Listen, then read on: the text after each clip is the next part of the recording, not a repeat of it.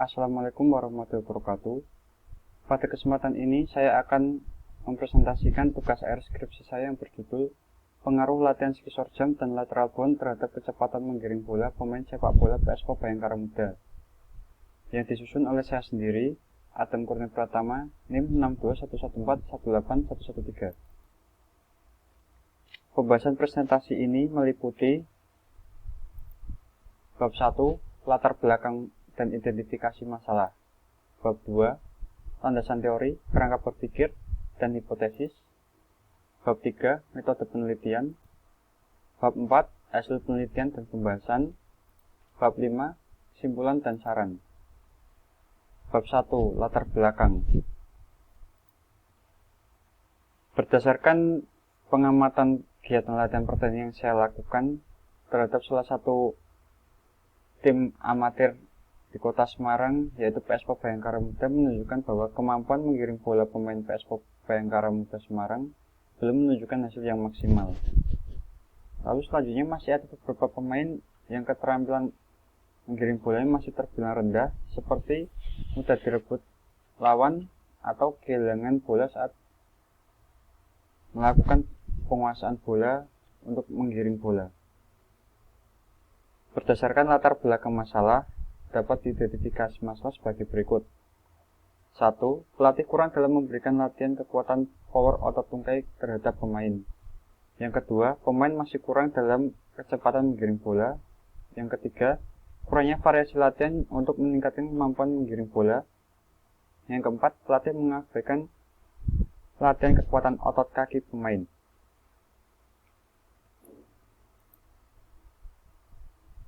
Selanjutnya, berdasarkan latar belakang, maka dapat dirumuskan permasalahan, yaitu 1. Apakah ada pengaruh latihan skisor jam terhadap kecepatan menggiring bola pemain sepak bola PSV Bayangkara Muda? Yang kedua, apakah ada pengaruh latihan lateral bond terhadap kecepatan menggiring bola pemain sepak bola PSV Bayangkara Muda Semarang? Yang ketiga, manakah yang lebih baik dari skisor jam dan lateral bond terhadap kecepatan menggiring bola pemain PSV Bayangkara Muda Semarang? Lalu di bab 2, landasan teori. Pada landasan teori ini akan membahas, yaitu 1. Sepak bola. Sepak bola adalah cabang olahraga yang dimainkan oleh dua tim, di mana masing-masing tim terdiri dari 11 pemain inti.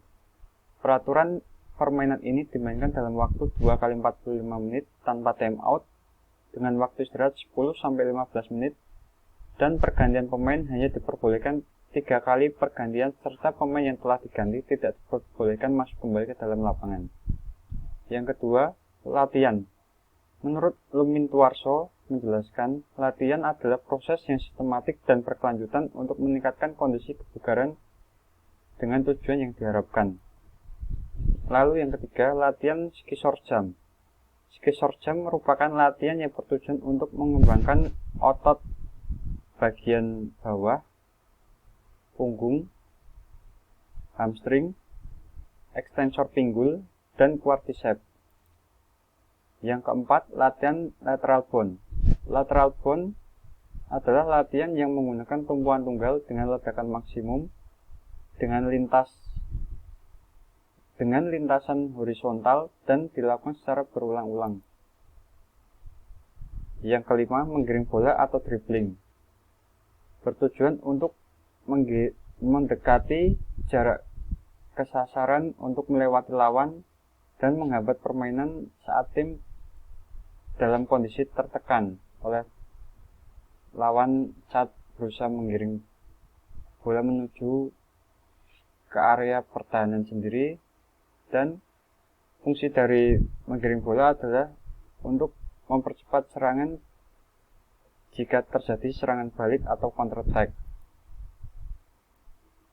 Selanjutnya, kerangka berpikir. Pada kerangka berpikir ini, yaitu pengaruh latihan skisor jam terhadap kecepatan menggiring bola. Yang kedua, pengaruh latihan lateral bond terhadap kecepatan menggiring bola. Dan yang ketiga, manakah yang lebih baik antara latihan skisor jam dan lateral bond terhadap kemampuan menggiring bola. Lalu yang selanjutnya adalah hipotesis. Berdasarkan landasan teori, dapat dirumuskan hipotesis yaitu 1. Ada pengaruh yang signifikan latihan ski short jump terhadap kecepatan menggiring bola pemain sepak bola PSP Bhayangkara Muda Semarang. Yang kedua, ada pengaruh yang signifikan latihan lateral bone terhadap kecepatan menggiring bola pemain sepak bola PSP Bhayangkara Muda Semarang.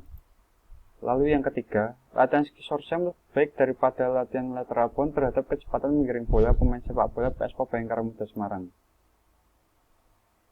Lalu yang ketiga, yaitu bab 3, metode penelitian. Pada metode penelitian ini, terdapat jenis dan desain penelitian. Jenis penelitian yang dilakukan pada penelitian ini menggunakan pendekatan eksperimen, dan desain penelitian yaitu pretest and post-test group. Lalu yang kedua, sampel yang digunakan untuk penelitian ini adalah pemain sepak bola PSP Bhayangkara Muda Semarang. Lalu yang ketiga, populasi pada penelitian ini yaitu pemain sepak bola PSP Bhayangkara Muda Semarang yang berjumlah 21 orang pemain. Dan yang terakhir, prosedur penelitian. Pada penelitian ini menggunakan beberapa tahap, yaitu yang pertama, tahap persiapan penelitian, dan yang kedua, tahap pelaksanaan penelitian. Lalu selanjutnya, instrumen penelitian. Pada penelitian ini, saya sebagai penulis menggunakan instrumen penelitian menggiring bola atau dribbling dari Bobby Charlton. Di sini ada contoh gerakan atau gambar instrumen yang saya pergunakan, yaitu di situ ada kun yang berjarak 1 meter setiap kunnya, dan saat melakukan yaitu pemain harus mendribble bola secara zigzag dari kun awal ini atau batas awal hingga batas akhir, lalu kembali lagi menuju start tadi sebagai finishnya. Lalu yang selanjutnya bab 4, yaitu hasil penelitian. Yang pertama, dari uji hipotesis pengaruh latihan ski short jump terhadap kecepatan menggiring bola. Di sini ada tabel yang berisi angka dari hasil perhitungan saya yang bersumber dari data penelitian saya yang diolah dengan bantuan aplikasi olah data SPSS. Dalam tabel tersebut menunjukkan nilai signifikan 0,001 yang artinya lebih kecil dari 0,05, maka hipotesis yang menyatakan tidak ada pengaruh latihan ski short jump terhadap kecepatan menggiring bola ditolak, dan hipotesis alternatif yang menyatakan ada pengaruh latihan ski short jump terhadap kecepatan menggiring bola diterima. Dari hasil uji hipotesis tersebut dapat disimpulkan bahwa ada pengaruh latihan ski short jump terhadap kecepatan menggiring bola. Lalu yang kedua, uji hipotesis pengaruh latihan lateral bone terhadap kecepatan menggiring bola. Di sini tercantum tabel yang juga berasal dari sumber penelitian saya yang diolah dengan bantuan aplikasi olah data SPSS, menunjukkan data seperti yang saya cantumkan ini. Berdasarkan dari tabel di atas, nilai signifikan sebesar 0,003 lebih kecil daripada 0,05, maka hipotesis yang menyatakan tidak ada pengaruh latihan lateral bone terhadap kecepatan menggiring bola ditolak, dan hipotesis alternatif yang menyatakan ada pengaruh latihan lateral bone terhadap kecepatan menggiring bola diterima. Dari hasil uji hipotesis dapat disimpulkan bahwa ada pengaruh latihan lateral bond terhadap kecepatan menggiring bola. Lalu yang selanjutnya ada kesimpulan dari hasil penelitian yang saya lakukan dapat disimpulkan bahwa 1. Ada pengaruh latihan skisor jam terhadap kecepatan menggiring bola pemain sepak bola PSP Bhayangkara Muda Semarang. Yang kedua, ada pengaruh latihan lateral bond terhadap kecepatan menggiring bola pemain PSP Bhayangkara Muda Semarang. Yang ketiga, latihan skisor jam lebih baik daripada latihan lateral bond terhadap kecepatan menggiring bola pemain PSP Bhayangkara Muda Semarang. Lalu pada hasil kesimpulan, saya sebagai penulis dapat membuat saran, yaitu yang pertama, bagi pelatih untuk memberikan lebih banyak lagi variasi latihan untuk meningkatkan kemampuan menggiring bola pada pemain PSP Bhayangkara Muda. Lalu yang kedua, masih perlu ada penelitian lanjut untuk masalah ini dengan menggunakan variabel lain.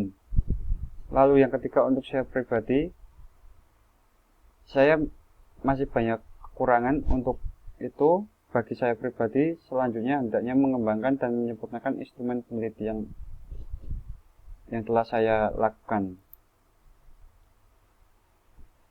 Sekian presentasi dari saya. Bila ada tutur kata yang salah, mohon maaf yang sebesar-besarnya. Wassalamualaikum warahmatullahi wabarakatuh.